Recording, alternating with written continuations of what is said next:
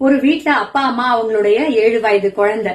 இந்த குழந்தை ஸ்கூலுக்கு ரெடி ஆயிட்டு இருக்கு. அப்பா ஒரு பக்கம் ஆபீஸ்ல பிரசன்டேஷன் இருக்கு, அவரும் அவசர அவசரமா ரெடி ஆறாரு. அம்மா கிச்சன்ல இருந்து குரல் கொடுக்கறாங்க, குட்டிமா பிரேக்ஃபாஸ்ட் ரெடி, ஓடிவா சாப்பிடறதுக்கு அப்படின்னு. இந்த குழந்தை குடுகுடுன்னு நேரம் அப்பாவோட ரூமுக்கு போய் பாக்குறது, அதுக்குள்ள அவங்க அப்பா கிளம்பிருக்காரு. ரொம்ப சோகமா ஆயிப்போச்சு.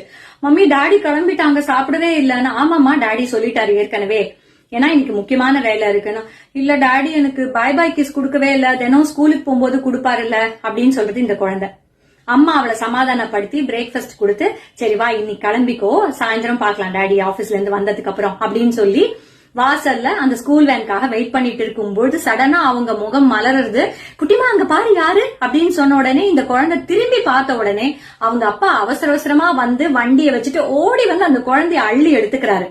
இந்த குழந்தைக்கு கிஸ் கொடுக்கறாரு. பைடா குட்டிமா, சாரி அப்பா கிளம்பிட்டேன் அப்படின்னு.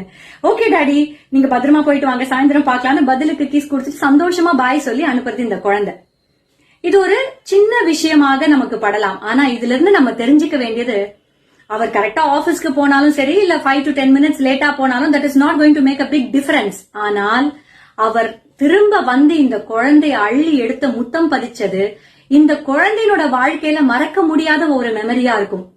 So let us create beautiful memories, especially for the kids.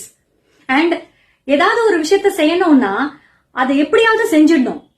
We should find a way to do it, not an excuse. இல்லைங்களா? சோ அதத்தான் அந்த அப்பாங்கிறவர் செஞ்சிருக்காரு அந்த இடத்துல. அதுவும் இல்லாம இந்த சின்ன சின்ன ஆக்ஷன்ஸ்லாம் தான் அந்த குழந்தையோட மனசுல அந்த பரிபூர்ணமான அன்பை பிரதிபலிக்கும். இந்த மாதிரியான பியூட்டிஃபுல் மெமரிஸை கொடுக்க வேண்டியது ஒவ்வொரு பெற்றோர்களின் கடமை இல்லையா? Take care.